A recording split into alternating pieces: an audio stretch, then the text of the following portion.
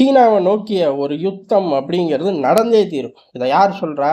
எல்லாரும் சொல்றோம். இந்தியா சொல்லுது, ஜப்பான் சொல்லுது, அமெரிக்கா சொல்லுது, ஆஸ்திரேலியா சொல்லுது, ரஷ்யா கூட சொல்லும். ஏன் அப்படின்னா ரஷ்யாவோட சில நிலப்பரப்புகள் முன்னொரு காலத்துல எங்க மன்னர்கள் ஆண்டது அப்படின்னு சொல்லி அதிபர் ஷி ஜின்பிங் சொல்லி திரிவாரு.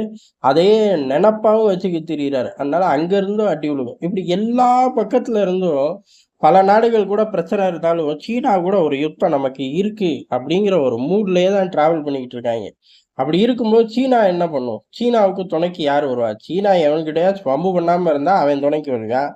எல்லாரு கூடயும் வம்பு இருக்கே, அப்ப யாரு தான் வருவா? யாருமே வர தேவையில்லப்பா. அவங்க நாட்டிலே மக்கள் தொகை ஜாஸ்தி, ராணுவ வலிமை ஜாஸ்தி, ஆயுத உற்பத்தி ஜாஸ்தி, எல்லாமே ஜாஸ்தி தான். என்ன ஒண்ணு யுத்தத்துல வந்தா ஜெயிப்பாங்களான்னு தெரியல. யுத்தத்தையே பார்க்காத பயப்பிள்ளைகள்ல அப்படின்னு பேசிக்கிட்டு இருக்காங்கல்ல. இந்த பேச்ச அடக்கணும் அப்படின்னு சீனா ஒரு ஆயுதத்தை கண்டுபிடிச்சிருக்கு. பேச்ச அடக்கிறது எப்படி? பேச்சு மட்டும் கிடையாது. அனைத்தையும் அடக்கிரணும் அப்படின்னா ஆட்டோமேட்டிக்கா டெக்னாலஜில கை வைக்கணும். சீனா பெருசா நம்பிக்கிட்டு இருக்கிறது 2 விஷயம் தானாமா. ஒண்ணு என்ன அப்படின்னா, சேட்டலைட்டுகள வீழ்த்தக்கூடிய மிசைல்கள். இந்தியா, அமெரிக்கா, ரஷ்யா 3 நாடுகள் வெற்றிகரமா சோதனை செஞ்ச அவுட்புட்டையும் உலக நாடுகளுக்கு காட்டிட்டாங்க. சீனாவும் நாங்களும் செஞ்சுட்டோம், வெற்றிகரமா இருக்குன்னு சொல்லிட்டான். அவுட்புட்ட உலக நாடுகளுக்கு காட்டல. அவன் காட்டியும் தொலைய மாட்டான் எதையும். அப்ப பிரச்சனை வந்து வீழ்த்தும்போது தான் தெரியும் சீனாவோட சேட்டலைட்டை வீழ்த்தக்கூடிய மிசைல்கள் எவ்வளவு தூரம் ஒர்த்தா தயாரிச்சிருக்கேன் அப்படின்னு. அதனால அதை தனியா வச்சுக்குவோம். அடுத்த விஷயமா உலகம் பார்க்கறது என்ன அப்படின்னா, இந்த அண்டர் வாட்டர் கேபிள் தான். கடலுக்கு அடியில போகக்கூடிய கேபிள் மூலியமா தான் ஏறக்குறைய 95% டிரான்சாக்ஷன் ஓடிக்கிட்டு இருக்கு. எல்லா வகையிலையும். ரொம்ப காலமா அதுல ஏதாச்சும் பிரச்சனை வரும், வரலாம் அப்படிலாம் பேசிக்கிட்டு இருந்த நபர்களுக்கு ரஷ்யா, உக்ரைன் யுத்தத்துல அதுல பிரச்சனையே வந்துச்சு. அதே காலகட்டத்துல சத்தம் இல்லாம இன்னொரு இடத்துல மிகப்பெரிய அளவுல பிரச்சனை வந்துச்சு. இன்னும் சொல்லப்போனா ரஷ்யா, உக்ரைன் யுத்தத்துக்கு முன்னாடியே. காரணம் இந்த யுத்தம் இப்ப 3 வருஷமா தான் நடக்குது. அப்படி நடக்கும்போது பால்டிக் நாடுகளோட கேபிள்கள் கட் செய்யப்பட்டுச்சு. அதே மாதிரி இந்தியால இருந்து ஐரோப்பாவுக்கு போகக்கூடிய கேபிள்களும் கட் செய்யப்பட்டுச்சு. ஆனா 2மே ஒரு சின்ன லெவல் டேமேஜுங்கிறனாலையும், அதே சமயம் பேரலரா அதே ரூட்டுக்கு டிராவல் ஆகக்கூடிய அடுத்தடுத்த கேபிள்கள் இருந்தனால டிஸ்டர்பன்ஸை யாரும் உணரல. அதை சரி செய்யற பணி மட்டும் தொடர்ந்துச்சு. டிரான்சாக்ஷன் எதுவும் டிஸ்டர்பன்ஸே இல்லாம போய்கிட்டு இருந்துச்சு. அப்ப இந்த காலகட்டத்துல தான் இந்த கேபிள்கள் பூரா பிரச்சனை. என்னைக்கு இருந்தாலும் நம்ம மாட்டிக்குவோம் மாட்டுக்கு. இது போச்சுன்னா டக்குன்னு ஜோலி முடிஞ்சிருங்கிற ஒரு பதட்டத்துக்கு உலக நாடுகள் வந்த ஒரு காரணம். ஆனா இது 3 வருஷமா தான் இந்த அக்கப்போர். இதுக்கு முன்னாடி 2 வருஷத்துல இருந்து இப்ப வரையும் ஏறக்குறைய ஒரு 5 வருஷ காலத்தை எடுத்துக்கலாம். 5 வருஷ காலத்துல கேபிள்கள் அண்டர் சி கேபிள்கள் மீது தாக்குதல், அதை கட் செய்யறது, இல்ல பாதிப்பு, இந்த மாதிரி உலகத்துல 27 முறை நடந்திருக்கு. இந்த 5 வருஷ காலகட்டத்துல ரஷ்யா உக்ரைன் யுத்தம் 3 வருஷத்துக்குள்ளேயும். ஆனா அந்த பால்டிக் சீல நடந்தது, இந்தியால இருந்து ஐரோப்பாவுக்கு போன கேபிள் நடந்தது, இதை விட்டுறலாம். இந்த கவுண்டை விட்டுட்டு பார்த்தோம்னா 5 வருஷத்துல 27 தாட்டி உலகத்துல இந்த மாதிரி அசம்பாவிதம் நடந்திருக்கு. அப்ப ஏன் உலக நாடுகள் கண்டுக்கல அப்படின்னா, ஒட்டுமொத்த உலகத்திலையும் பல பகுதிகளில் நடந்தனால இது பெருசா வெளியில வரல அப்படின்னு யோசிக்க கூடாது. இது நடந்தது ஒரே ஒரு பகுதி தான். அப்ப ஐரோப்பாவுக்கு பாதிப்பு இல்லை, அதனால இதை பத்தி பெருசா எவனும் பேசியிருக்க மாட்டாங்க. கரெக்ட். ஆனா ரகசியமா இதுல ஒர்க் அவுட் பண்ணிக்கிட்டு இருந்தாங்க அமெரிக்கா, இந்தியா போன்ற நாடுகள். ஐரோப்பாவும் ஒட்டிக்கும் ஆட்டோமேட்டிக்கா. ஏன் அப்படின்னா இது நடந்தது எல்லாமே தைவானை சுத்தி. தைவானுக்கு போகக்கூடிய அண்டர் சி கேபிள்கள்ல தான் இந்த பிரச்சனை. அப்ப யார் பண்ணியிருப்பா? ஆட்டோமேட்டிக்கா சீன நரிகள் தான் பண்ணியிருக்கும். 27 முறை கடந்த 5 வருடங்கள்ல இந்த கேபிள் தாக்குதல், அறுப்பு, தாக்குதல், உடைப்பு, எப்படி வேணாலும் எடுத்துக்கலாம், டேமேஜ் பண்ணியிருக்கார்கள். 27 முறை தாக்குதல். ஆனா இதெல்லாம் வருங்காலங்கள்ல ஒரு தாக்குதலே இல்லை அப்படின்னு சொல்லலாம். ஏன்னா இவ்வளவு பெரிய சம்பவம் இது.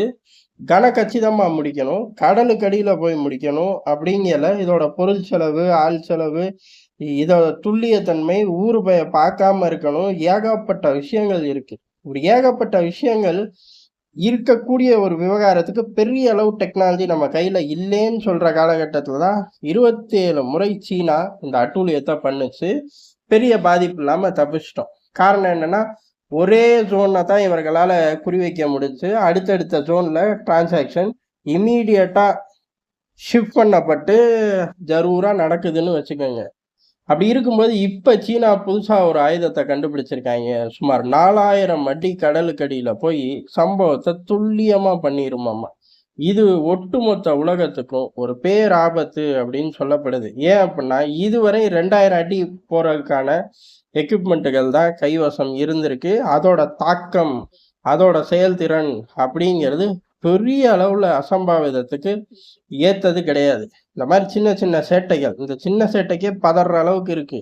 ஆனா இப்ப சீனா கண்டுபிடிச்சிருக்க ஆயுதம் அப்படிங்கிறது ஏறக்குறைய 4000 அடி போகும். இப்ப செய்யக்கூடிய சம்பவங்களை காட்டிலும் கொஞ்சம் பெருசா பண்ண முடியும். அதாவது அடுத்தடுத்த லைனை ஷிஃப்ட் பண்ணி டேட்டாவை டிரான்ஸ்மிட் பண்ணிக்கிட்டு இருந்த ஜோலியெல்லாம் தடுக்க முடியும் அப்படிங்கிறார்கள். இதை சீனா இப்ப கண்டுபிடிச்சிருக்கு. இதை எங்க பயன்படுத்துவார்கள்? ஆட்டோமேட்டிக்கா ஃபர்ஸ்ட் தைவான் தலையில கை வைப்பார்கள். இல்ல அப்படின்னா அண்ணன் அமெரிக்கா தலையிலே கை வைக்கிறதுக்கு அதிக வாய்ப்பு இருக்கு. இல்லாட்டி நம்ம கிட்ட வந்து வாலாட்ட அதிக வாய்ப்பு இருக்கு.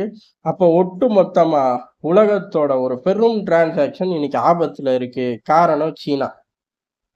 இப்ப இமீடியட்டா உலக நாடுகள் என்ன பண்ணும்? எல்லாரும் இதே டெக்னாலஜியை நோக்கி போவார்கள்.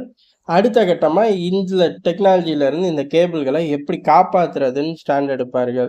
இது எவ்வளவு காலம் பிடிக்கும், இதை எவ்வளவு ஆக்டிவா பண்ண போறார்கள், அதே மாதிரி இவனுங்க சொல்ற 4000 அடி எஃபெக்டிவா போகுதா, இதெல்லாம் கால்குலேட் பண்ணதுக்கு அப்புறம் இந்த விவகாரம் ஏற்கனவே பூதம் கிளம்பிருச்சு. தாக்கம் அப்படிங்கிறது உணரப்படாம இருக்கு. வருங்காலங்கள்ல உணர முடியும். ஆனா சீனாவை எந்த காலத்திலையும் விட்டு வைக்கவே கூடாது. விட்டு வச்சோம்னா ஏதோ ஒண்ணு இந்த மாதிரிதான் கண்டுபிடிச்சுக்கிட்டு திரிவேன்.